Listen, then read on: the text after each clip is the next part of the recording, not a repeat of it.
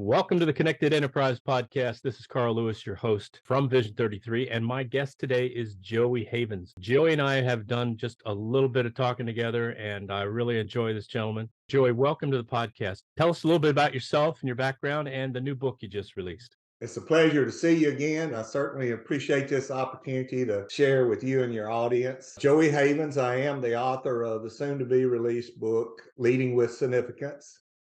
I'm a CPA and a partner in the top 25 accounting firm. I've served as managing partner of that firm, HORNE, LLP, from 2012 to 2021. Presently, I'm doing executive coaching, leadership development, strategic planning, some business development, still as a partner in the firm, but I'll retire next year. People ask me, Joey, why did you write a book? Most people wait till they retire.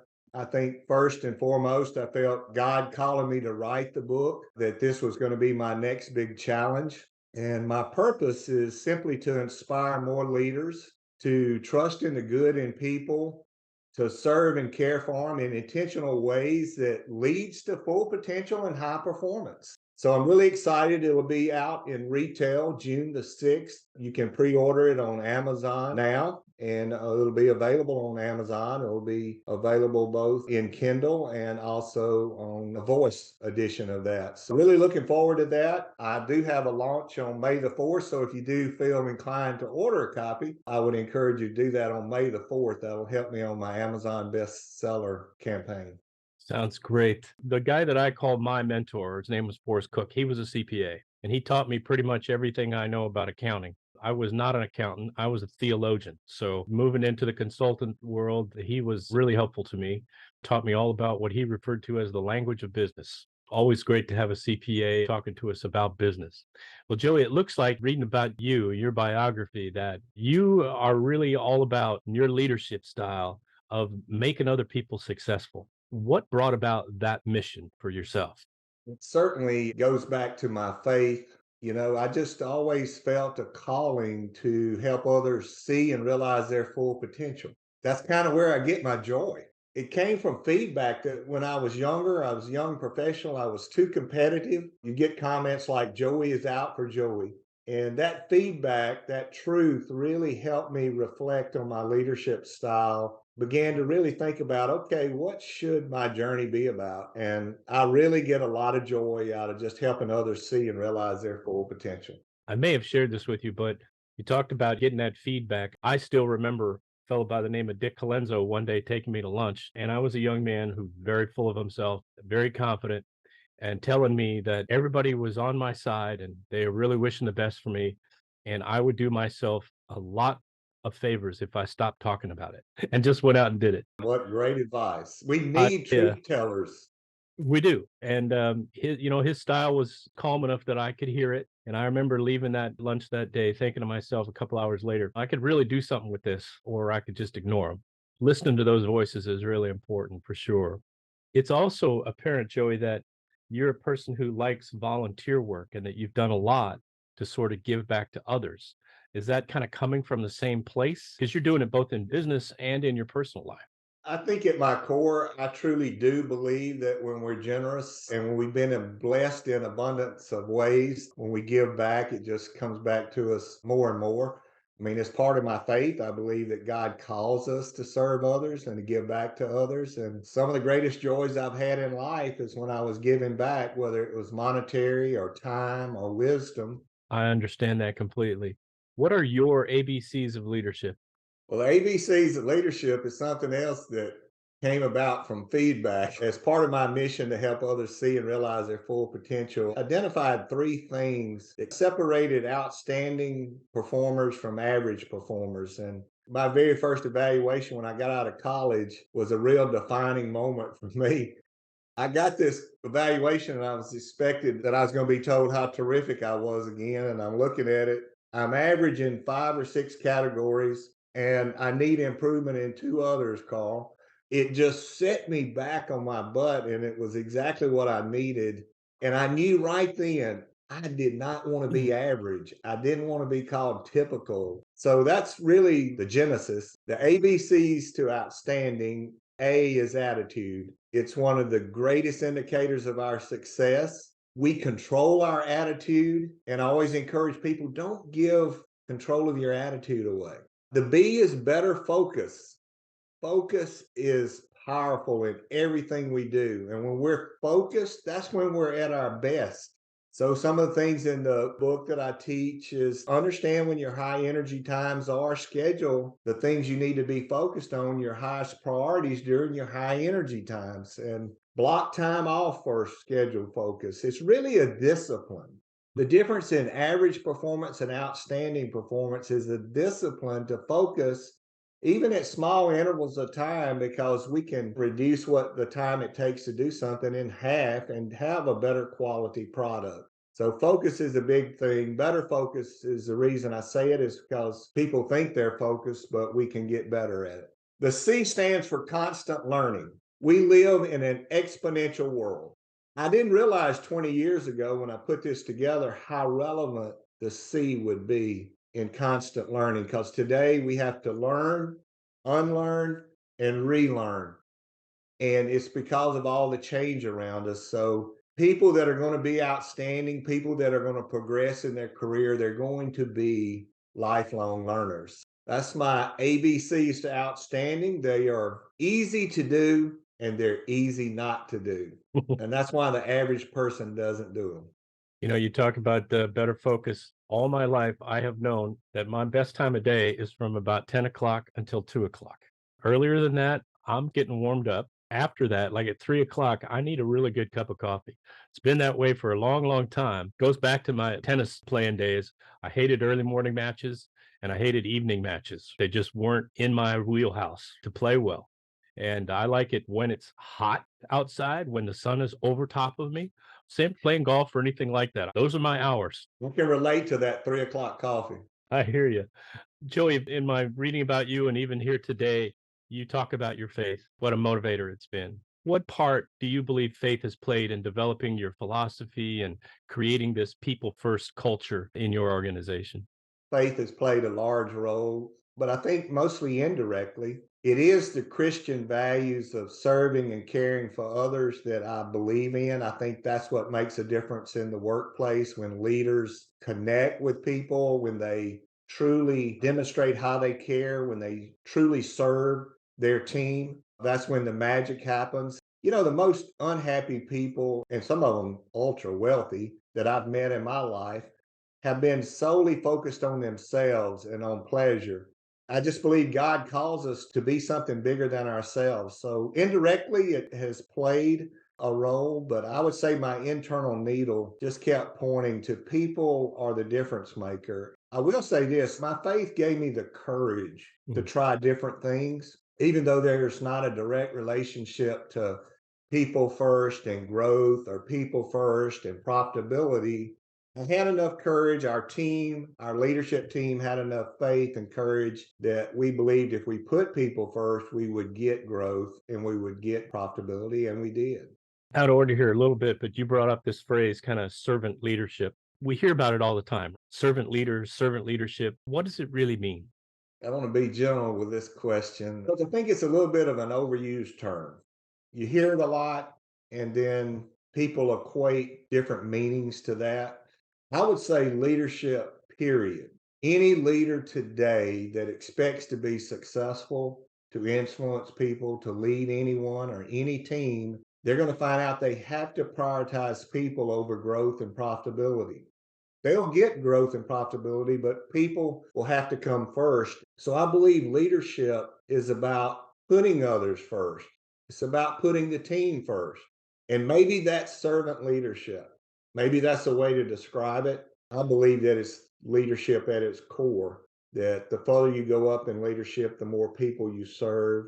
I believe effective leadership, leadership that really has influence, starts with a magnetic energy that comes from connecting and believing in and serving your team.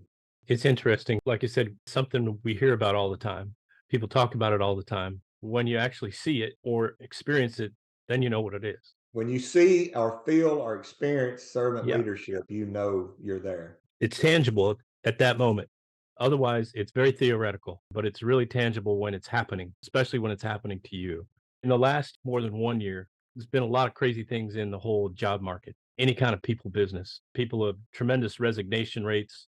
I heard the phrase quiet quitting. 2 weeks ago, I read an article and they talked about something called rage applying, where people are dissatisfied with their current job. So they apply for about 250 jobs at once, kind of in a fit of, I got to get out of here or whatever. It's real rage, isn't it? Yeah, that's real rates. Yeah, the employers are working harder than ever to hang on to folks, right? Because you invest so much in people and train them, they're valuable to the company, and then they move on. I think it's harder than ever to hire interns because you invest so much and then they instantly leverage that to move on to someplace else. Employees are looking for something and they're looking for just the perfect place, I guess. What would you tell companies about holding on to people and employees about looking for the absolute perfect place? That's a very deep question. I'm going Yeah. to start with the easy part, which is what would I tell everybody about looking for the perfect place? That's that there are no perfect companies, there are no perfect cultures. When we look for perfection and we hold ourselves to that standard, we're going to always be disappointed because every company, every culture is made up of humans, and humans are going to make mistakes. But what we want to look for organizations that are demonstrating in very intentional ways that leadership does care about the people, that it's their top priority, where you can see the transparency that they know where they're at, but they're trying to get better. And they're sharing how they're trying to get better and what the progress is. That transparency builds trust. People are looking for that type of team. They're looking for a community or team where they can have a strong sense of belonging and people are working on building something bigger than themselves. They're looking for autonomy, and people, leaders especially, cringe when I use the word autonomy. It really is flexibility. It's all about the autonomy for me to have input into how, when, and where I work, understanding my role, my responsibility. I just want to have the input to get that where I can help integrate my career and my personal life. That's the autonomy people are looking. Not that they're going to always get the perfect schedule, but they have input to it. And when there are big conflicts, they're able to work through that in a way that's not balanced. There's going to always be problems, but it gives the ability to integrate their lives. The strong sense of belonging and autonomy are the two things that I really encourage leaders to think about as they reach out and connect to their team and start to build trust.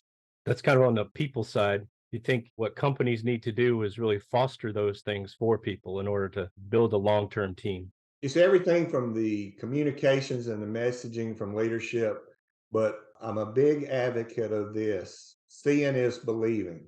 And a lot of people feel like with their culture, if they hang up a certain banner, if they say we do this or do that, people watch what happens. They watch what behaviors are allowed. That's what gets a lot of cultures is what behaviors are we tolerating?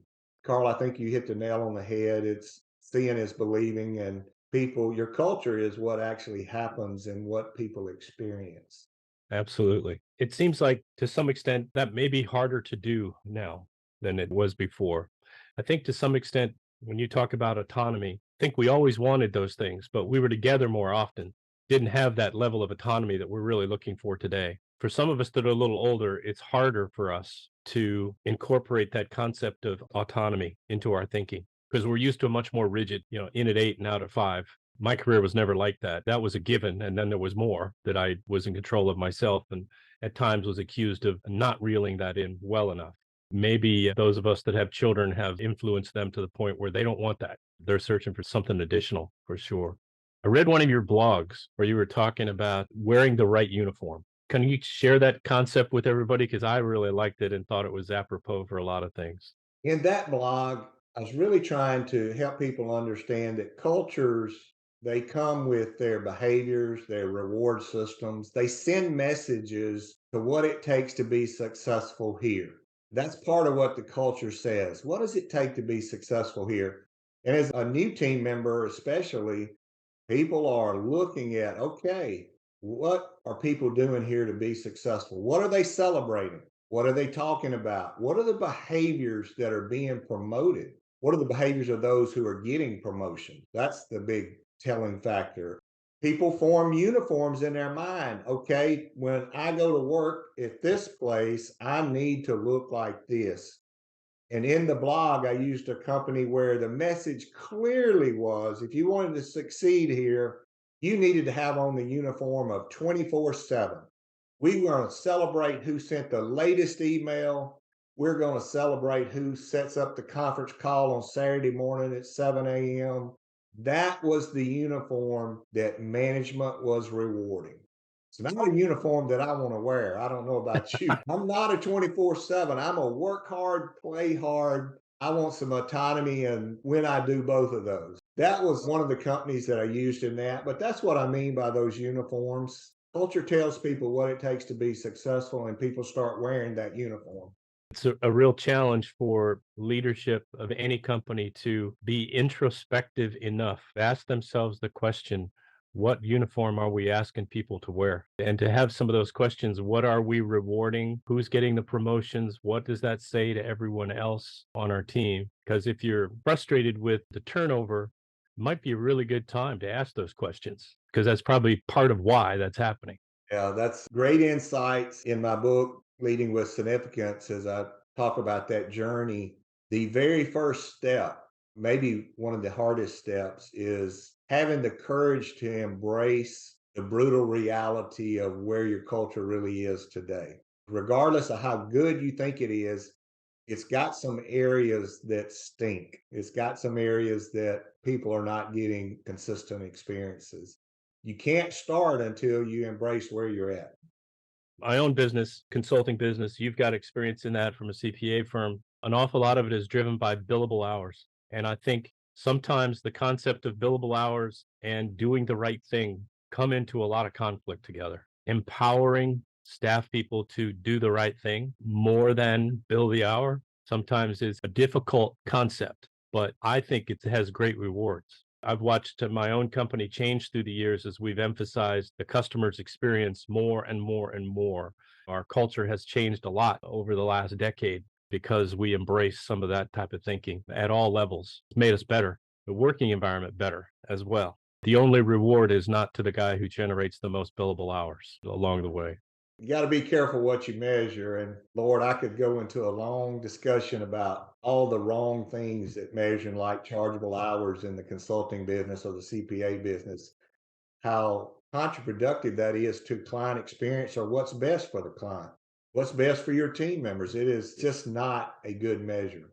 I'm aware of a lot of companies because of the podcast and many things. I've got a lot of friends in the industry, sit on a couple of partner advisory councils, things like that.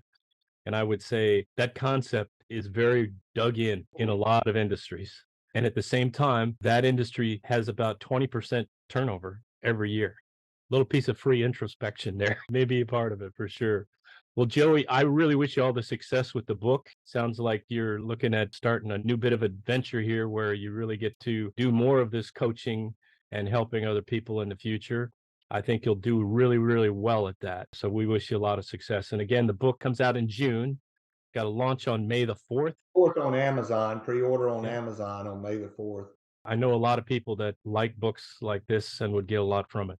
Thanks for joining us. We'll be watching for you. Hey, Carl, it's been an absolute pleasure, and I thank you so much for the opportunity. Have a great day. You're very welcome. And to all of our listeners, till we meet again, stay connected.